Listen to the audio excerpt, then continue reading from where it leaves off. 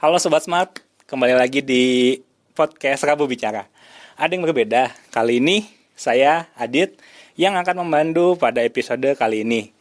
Untuk episode kali ini kita kedatangan narasumber yang luar biasa dari Pusat Pelaporan dan Analisis Transaksi Keuangan atau PPATK, yaitu Mas Argan dan Mas Dharma.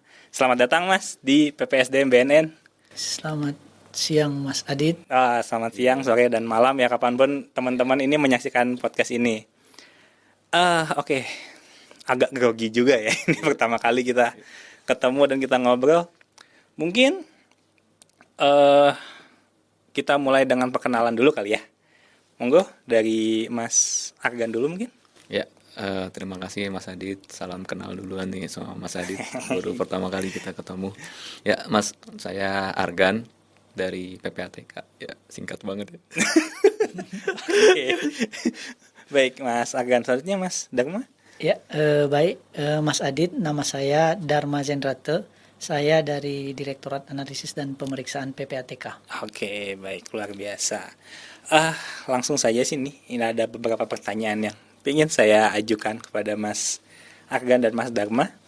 Yang pertama, ini kita kan berbicara tentang pencucian uang. Nah, menurut Mas Argan dan Mas Dharma ini, apa sih yang dimaksud dengan pencucian uang itu?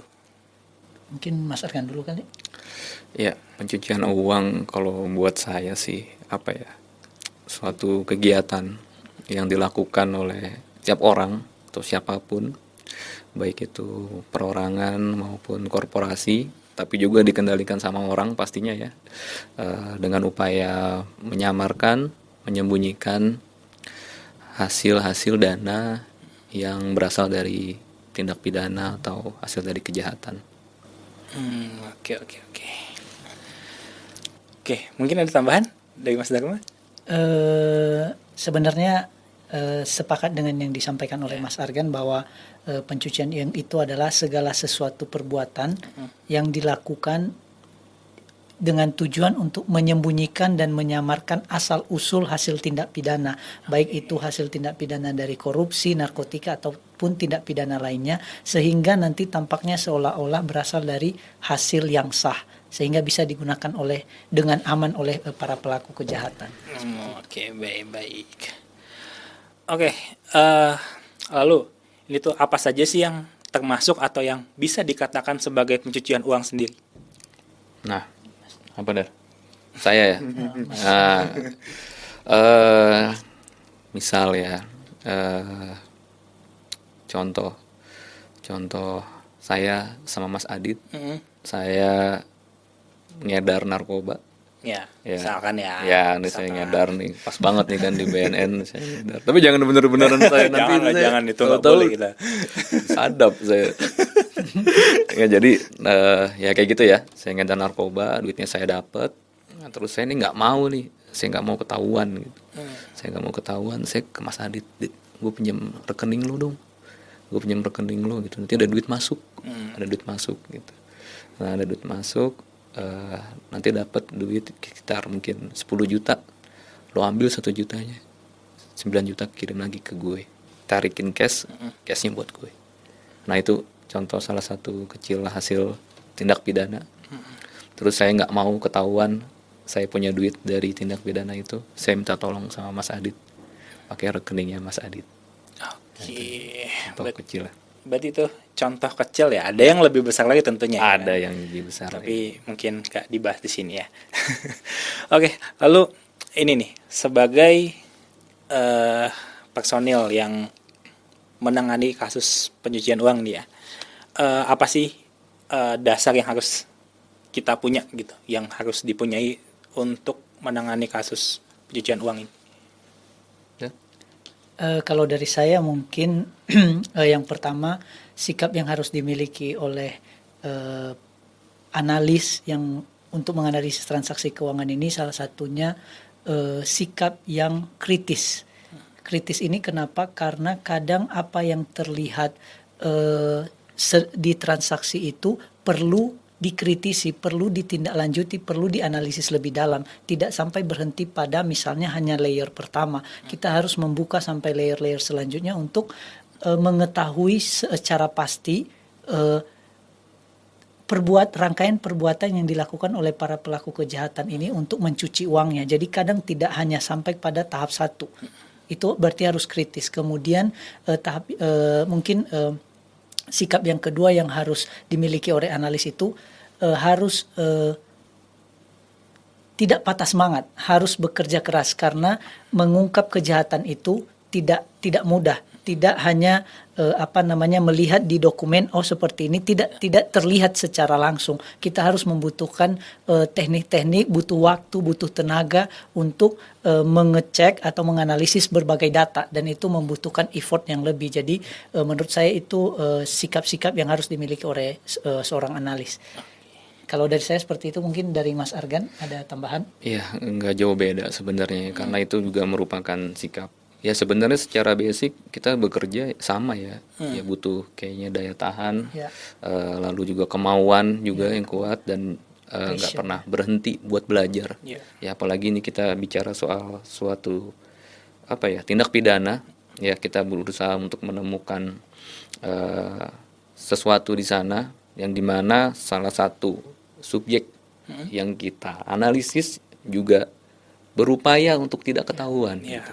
Nah jadi ini ada dua sisi di mana kita saling berperang ya, yang di sana menghindari kita, nah kita mencari mereka gitu, bagaimana menemukan hasil dari tindak pidananya. Oke, karena mungkin pepatah bilang sepandai-pandainya tupai meloncat, pas suatu saat pasti akan jatuh juga. Cuma kan makin lama juga makin pandai gitu loncatnya. Betul. Nah, otomatis kita cuma harus lebih pandai juga kan ya. Oke, terus ini nih. Sekarang kan lagi ikut pelatihan teknis analisis tindak pidana pencucian uang hasil dari tindak pidana narkotika dan prekursor narkotika nih di PPSDM BNN ya. Ini kesannya sih kayak gimana? Mungkin bisa diungkapkan. Gue dulu. Oke. Kesan sangat ya senang lah pasti ya. Suatu hal yang baru, ketemu banyak penyidik. Malah tadinya awalnya tuh saya ekspektasi saya diajarin nembak kali kayaknya. Wah ini di Lido nih kayaknya nih saya nih bakal diajarin nembak nih. Terus ada info kan dari PIC, dari PPSDM, katanya nanti sekamar sama polisi-polisi BNN kan ya. Wah makin ini antusias gitu, karena ini sesuatu hal yang baru ya Mas Adit. Belum pernah kita melakukan joint training seperti ini. Ada sampai durasinya 2 minggu ya 2 minggu cukup lama. 1 minggu di sini, 1 minggu lagi nanti di PPATK gitu. Jadi terlebih juga kemarin juga dibuka oleh pimpinan tertinggi masing-masing lembaga.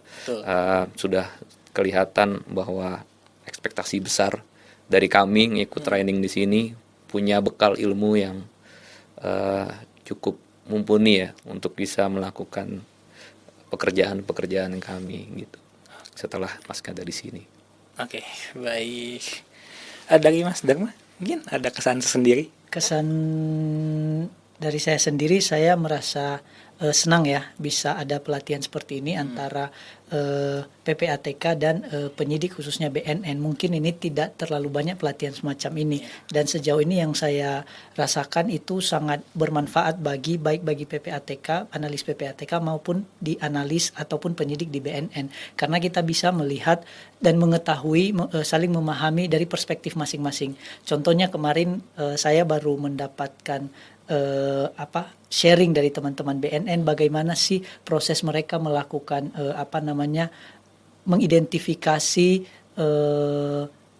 pihak-pihak yang terkait melalui penyadapan atau tapping, dan itu ternyata membutuhkan waktu yang tidak sedikit gitu, cukup panjang gitu. Jadi memang itu sebelumnya tidak kami tahu sebagai analis PPATK, dan dapat ilmu baru. Kemudian terkait dengan sharing pengalaman atau kendala-kendala selama pertukaran informasi. Misalnya ketika PPATK menyampaikan hasil analisis itu, ternyata di BNN-nya mungkin ada kendala-kendala kenapa hal itu tidak bisa ditindaklanjuti. Mungkin ada informasi yang belum lengkap disampaikan oleh PPATK, yang menurut PPATK sudah, tapi menurut BNN mungkin itu masih kurang dan harus ditambahkan lagi. Jadi dari pelatihan ini jadi tahu, oh ternyata sebagai analis PPATK kami itu harus menyampaikan informasi apa saja yang nantinya bisa ditindaklanjuti dengan baik oleh penyidik BNN. Jadi untuk memperkuat koordinasi dalam penegakan hukum, menurut saya ini pelatihannya sangat bagus dan perlu dilakukan terus-menerus seperti itu, Mas Adit. Iya, mungkin ini mungkin yang pertama kali, tapi bukan yang terakhir kali. Ya, betul sekali. Dalam rangka penegakan hukum di Indonesia ini ya. Lalu ini saya mau nanya, pernah gak sih nanganin kasus tindak pidana pencucian uang yang berkaitan dengan narkotika sebelumnya? Ya pernah. Pernah. Oke. Apa cukup jawabannya pernah aja? Ada lagi sih. Ada lagi. Nah, mau pertanyaannya berikutnya cuman ini aja sih. Apa perbedaan yang paling ketara, yang paling kelihatan antara kasus-kasus yang biasa mas-mas tanganin dengan kasus dengan narkotika, yang berhubungan dengan narkotika? Salah satu yang gue dulu ya. Salah satu yang benar-benar berbeda itu adalah kayaknya jaringan narkotika itu nggak pernah mati gitu. Even dia sudah dilakukan penanganan baik secara pidana maupun juga mungkin sebagiannya juga sudah dirampas asetnya, mungkin juga sudah kena TPPU-nya. Tapi entah bagaimana ya, mereka mungkin punya sindikat yang kuat, jaringan yang kuat, jadi saling membantu satu sama lain. Jadi kayak nggak pernah selesai gitu. Kalau kita bicara soal bagaimana aktivitas mereka selesai pidana, kalau tidak dihukum pidana maksimal ya misalnya berapa tahun keluar, mereka akan sering melakukan lagi gitu. Karena mungkin di sini adanya tawaran yang menggiurkan ya dari kejahatan narkotika dengan profit yang sangat besar, maksimal mereka bisa mendapatkan harta kekayaan yang besar juga. Sudah gitu mungkin juga mereka tahu celahnya, mereka akan belajar lagi. Kalau yang kemarin udah ketangkep, kalau bisa sekarang nggak ketangkep lagi gitu ya, mungkin seperti itu. Dan kayak nggak pernah ada kapoknya, yang mungkin sampai benar-benar mati kali ya. Se-complicated itu ya? Iya, kalau narkotika gitu. Iya, rata-rata kayak gitu. Karena beda kalau misalnya kita bicara terkait mungkin ada juga ya tipikal yang kayak gitu ya. Perjudian dengan bukan perjudian. Sorry, jadi mention perjudian ya. Salah satunya mungkin ya perjudian yang kayak gitu ya. Karena kejahatan kayaknya tidak mungkin dikerjakan sendiri gitu. Apalagi yang bersifat masif seperti ini, butuh peran banyak orang. Itu jadi ya ada beberapa yang memang yang seperti ini yang nggak pernah mau mati atau selesai. Mungkin itu aja, panjangan kayaknya. Oke. Mas Dharma mungkin ada? Kalau dari saya mungkin pengalamannya, saya juga pernah menangani kasus analisis terkait dengan tindak pidana narkotika ini. Nah, salah satu yang menarik itu di situ ada keterlibatan money changer dan juga metode penyembunyian dana atau metode money laundering dengan cara structuring dan smarting. Dan ini kami temukan pertama, rekening yang digunakan yang terlibat itu, yang kami analisis itu cukup banyak. Kemudian transaksi dana yang terdapat di dalam rekening-rekening tersebut juga sangat besar, sampai miliaran, belasan miliar atau ratusan miliar. Nah, bagaimana dengan keterlibatan money changer dalam hal ini? Jadi para pelaku kejahatan ini sepertinya ada transaksi lintas batas sepertinya, dan itu mereka menukarkan uang di money changer, di perusahaan penukaran valuta asing, pembelian valuta asing, kemudian dari rekening valuta asing ini dikirim ke rekening-rekening lain yang juga dikuasai oleh para pelaku kriminal ini. Kemudian metode structuring dan smartingnya itu ternyata setiap kali transaksi itu pada saat yang sama, pada hari yang sama, itu ditransfer ke banyak rekening sekaligus dengan nominal yang masing-masing ratusan juta. Jadi kalau di total itu sampai miliaran sekali transaksi. Dan itu tidak hanya terjadi pada satu waktu. Misalnya hari ini melakukan seperti itu 1 miliar dipecah-pecah. Besoknya ditransfer lagi, ditukarkan, kemudian ditransfer lagi ke rekening tersebut juga sampai miliaran. Jadi itu bisa dilihat sebagai metode structuring dan smartfing. Jadi dipecah-pecah kecil-kecil sehingga tidak terlihat sebagai transaksi yang mencurigakan seperti itu, Mas Adi. Oh, oke. Makanya tadi dibilang untuk seorang analis tindak pidana pencucian uang ini harus punya sikap kritis dan pantang menyerah ya, karena memang dalam mengungkap suatu pencucian uang tuh butuh suatu tenaga lebih ya, tenaga ekstra ya. Betul. Dan menurut saya sih ya sangat baik antara kita gitu, BNN dan PPATK ini joint training, saling bersinergi untuk dalam rangka penegakan hukum, karena semakin kesini tindak pidana itu semakin rumit ya. Iya, betul. Jadi jika dikerjakan sendiri akan kewalahan, sulit ya. Betul. Baik, Sobat Smart, tadi sudah didengar ya bagaimana cerita atau statement dari Mas Argan dan Mas Dharma. Tentunya sungguh luar biasa sih pekerjaan apa yang dilakukan Mas Argan dan Mas Dharma ini untuk negara ya. Saya bilang untuk negara. Oke, karena durasi. Oke. Mungkin saya ingin minta ini aja deh, terakhir nih, saya nggak bakal nanya-nanya lagi nih. Tenang. Closing statement nih dari Mas Argan dan Mas Dharma. Kalau dari saya mungkin perlu baik PPATK maupun penyidik khususnya BNN terkait dengan penanganan tindak pidana narkotika ini. Yang paling penting menurut saya kuncinya adalah kerjasama dan koordinasi antara PPATK dan penyidik, karena kita tahu seperti yang tadi sudah kita diskusikan bahwa pelaku narkotika ini bandar-bandar selalu mencari cara yang baru untuk melakukan transaksi narkotika dan menyembunyikan aset-aset hasil narkotika.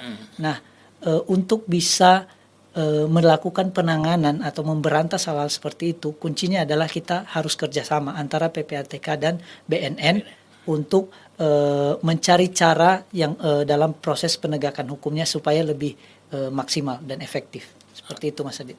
Oke, Mas, sudah ada? Oke, tambahan ya mungkin salah satunya saya juga setuju terkait kerjasama, dan mungkin juga kita harus tunjang dengan komitmen antar instansi ya dengan masing-masing tugas dan fungsinya. Teman-teman dari BNN mengungkapkan TPA dan TPPU-nya harus dioptimalkan juga. Kita juga sebagai gelandang PPATK akan terus provide dan membantu BNN dalam memberikan informasi terutama transaksi keuangan dengan pencucian uang, begitupun juga dengan penelusuran aset-aset yang kita bisa gunakan untuk memiskinkan para bandar atau pengedar narkotika. Lalu juga untuk sobat smart nih. Smart. Sobat smart juga perlu nih untuk tetap berhati-hati. Terlebih sekarang zaman sekarang ini banyak sekali cara-cara, dan diantaranya adalah memperjualbelikan atau menggunakan rekening. Teman-teman juga pasti semua punya rekening, tapi kita di sini tetap waspada dan hati-hati, jangan mudah untuk menerima titipan atau iming-iming uang, karena teman-teman juga bisa dikenakan pasal pencucian uang apabila sudah terbukti rekeningnya digunakan untuk aktivitas atau pengedaran gelap narkotika. Ya. Oke, bagian Itu aja. Baik, Sobat Smart, tadi adalah perbincangan kami yang sangat luar biasa. Saya ucapkan terima kasih Mas Argan dan Mas Dharma udah mau mampir di Mas Adit. Rabu Bicara. Ya, Betah-betah ya di Lido ya. betah sudah. Enak ini. Ketemu gunung terus. Iya kan, gunung-gunungnya 2 ya. Gunungnya ada 2. Gunung Salak dan Gunung Gede Pangrango. Oh baik Sobat Smart, mungkin ini akhir dari episode Rabu Bicara kali ini. Klik like dan share ke rekan-rekan atau teman-teman Anda. Lalu jangan lupa subscribe channel PPSDM BNN RI Dan jangan lupa bunyikan loncengnya agar dapat pemberitahuan terupdate dari channel ini. Mungkin ada sedikit pantun karena kebiasaan ya. Iya, pantun. Pimpinan BNN itu selalu dengan pantun. Kita bagian cakep nih. Asik. Oh, belum. Tapi Mas Adit Ya. belum pantun tapi udah cakep. Woi, ini cakep-cakep semua ini. Baik. 1345 memang tiada duanya. Cakep. Sekian episode podcast Rabu Bicara. Semoga bermanfaat untuk kita semua. Wah, cakep. Oke, terima kasih Sobat Smart. Sampai ketemu lagi di episode Rabu Bicara berikutnya. Dah.